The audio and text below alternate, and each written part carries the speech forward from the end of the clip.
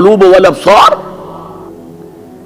وہ ڈرتے رہتے ہیں اس دن کے تصور سے جس دن کے نگاہیں اور دل الٹ جائیں گے، قیامت کا دن، حشر کا دن۔ تو خوف کا لفظ قرآن میں ہے، عربی زبان کا لفظ ہے، تقوی کے معنی خوف نہیں ہے۔ تقوی کے لفظی معنی بچنا۔ دیکھیے وقایقی، وقایتن اسے کہتے ہیں ثلاثی مجرد، اس میں معنی ہے وقایقی وقایتن کے کسی کو بچانا۔ اور آپ بڑی آسانی سے یاد رکھ سکیں گے کہ جو ہماری دعا ہے، جو سورہ بقرہ میں حج کی دعاؤں کے ضمن میں اہم ترین دعا کی حیثیت سے مذکور ہے، ربنا آتنا فی الدنیا حسنۃ وفی الآخرۃ حسنۃ وقنا عذاب النار، وقنا عذاب النار، اے اللہ ہمیں بچا آگ کے عذاب سے۔ تو وقایقی وقایتن کے معنی ہے کسی کو بچانا۔ باب افتعال میں یہ بنا ابتقا، اور واو اور تا یہ جڑ گئے، اتقا، اتقا، اتقا معنی خود بچنا، بچنا اللہ کی نافرمانی سے، بچنا اللہ کی ناراضگی سے۔ ایک بچنا آؤٹ آف لو ہوتا ہے، out of reverence, out of respect. ایک سلیم الفطرت بیٹا چاہے گا کہ میں کوئی ایسی حرکت نہ کروں کہ میرے والد کو اس سے دکھ پہنچے، یہ بھی بچنا ہے۔ ظاہر بات ہے کہ والد کا خوف نہیں ہے اسے، یہ اس کی روش آؤٹ آف لو ہے۔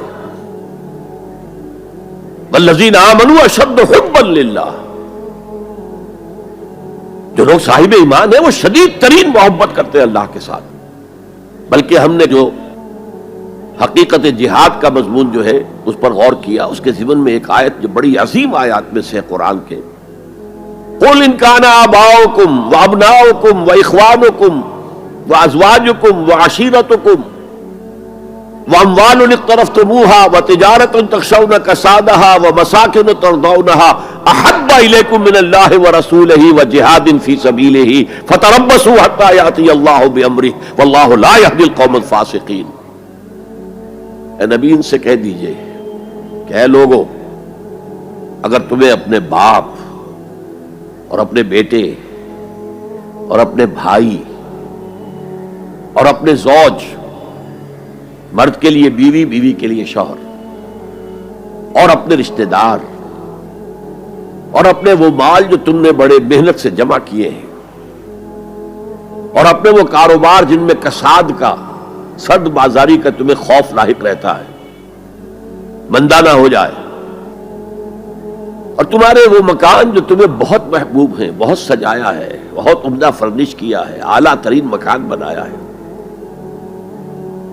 اگر یہ 8 چیزیں زیادہ محبوب ہیں اللہ سے اور اس کے رسول سے اور اللہ کی راہ میں جہاد سے، فتربصوا، جاؤ، بیٹھے رہو، دفع ہو جاؤ، منتظر رہو، حتی یاتی اللہ بامرہ، یہاں تک کہ اللہ اپنا فیصلہ سنا دے، واللہ لا یہدی القوم الفاسقین، اللہ ایسے فاسقوں کو ہدایت نہیں دیتا۔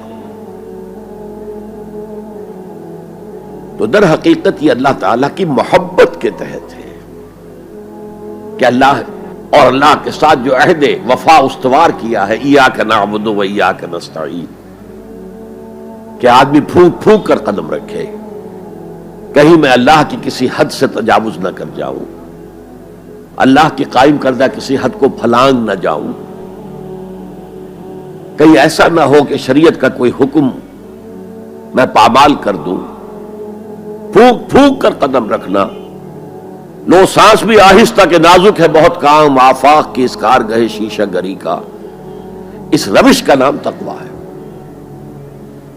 دنیا کا تقویٰ یہ ہے، آخرت کا تقویٰ یہ ہے، آگ سے بچ جانا۔ نتیجہ ہے وَاتَّقُوا النَّارَ الَّذِي وَقُودُهَا النَّاسُ وَالْحِجَارَةُ، بچو اس آگ سے جس کا ایندھن بنیں گے انسان اور پتھر۔ یا ایھا الذین آمنوا قوا انفسکم واہلیکم نارا، اہل ایمان بچاؤ اپنے آپ کو اور اپنے اہل و عیال کو آگ سے۔ تو دنیا کا تقویٰ اور آخرت کا تقویٰ، یہ ہے تقویٰ کے لفظی معنی۔ بلکہ اس میں اضافہ کروں کچھ.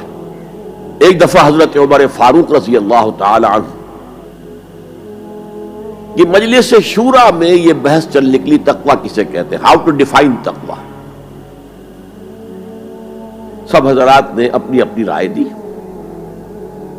حضرت ابی ابن کعب رضی اللہ تعالی عنہ ایک انصاری صحابی ہیں جن کے بارے میں حضور نے فرمایا ہے کہ اقرأہم ابی ابن کعب, میرے صحابہ میں قرآن کا سب سے بڑا جاننے والا ابی ابن کعب ہے. وہ خاموش بیٹھے ہوئے سن رہے تھے باتیں. حضرت عمر نے خاص طور پر کہا, ابی آپ نے کچھ نکاح فرمائے. اب انہوں نے کہا کہ امیر المومنین دیکھیے, اگر کبھی آپ کو کسی ایسے جنگل میں سے گزرنا پڑے جس میں کوئی پگڈنڈی نہیں ہے, بڑی اونچی اونچی گھاس ہے اور قدم قدم پر خاردار جو ہیں جھاڑیاں ہیں, تو آپ کیسے گزریں گے؟ جسے میں بار بار کہہ رہا ہوں, پھونک پھونک کر قدم رکھنا.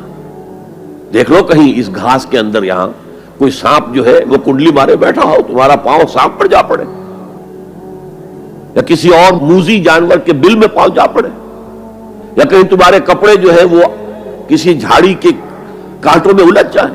بچ بچ کر نکلنا, یہ تقویٰ ہے. یہ زندگی ایک سفر ہے, ہماری منزل آخرت ہے. جیسے حضور نے فرمایا, انما الدنیا خلقت لکم وانتم خلقتم للآخرہ,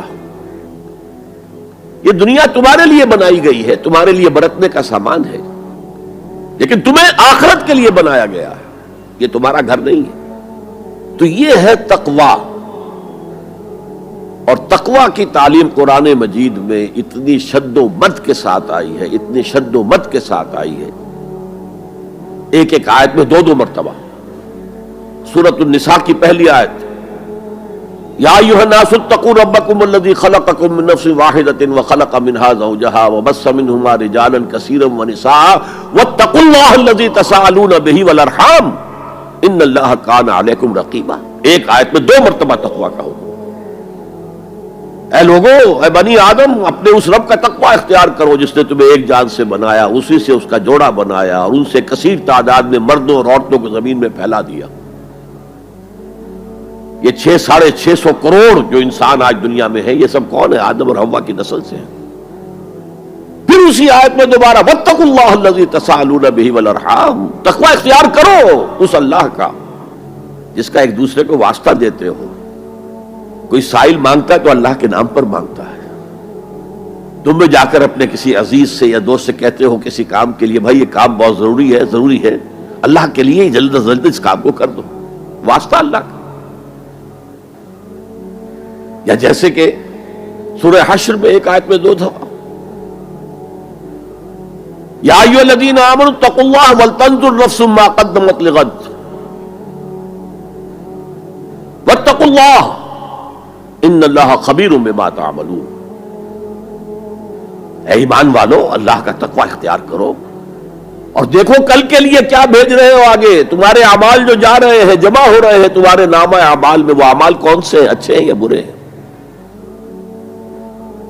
اور اللہ کا تقویٰ اختیار کرو اور دیکھو, جان لو وہ تمہارے اعمال سے باخبر ہے, بے خبر نہیں ہے.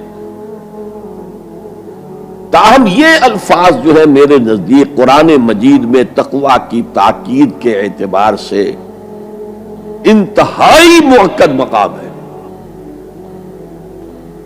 جیسا کہ میں نے عرض کیا, صحابہ گھبرا گئے, حضور اللہ کے تقویٰ کا حق کون ادا کر سکتا. پھر جب سورہ تغابن کی آیت نازل ہوئی تو ان کے جان میں جان آئی. وہاں فرمایا گیا فاتقوا اللہ ما استطعتم, اللہ کا تقویٰ اختیار کرو جتنا بھی تمہارے حد استطاعت میں ہے, امکانی حد تک اللہ کا تقویٰ اختیار کرو. پھر جان میں جان آئی. آدمی اپنے مقدور بھر اپنی ہمت کے مطابق تو کام کر سکتا ہے, لیکن اللہ کا حق ادا کرنا یہ کیسے ممکن؟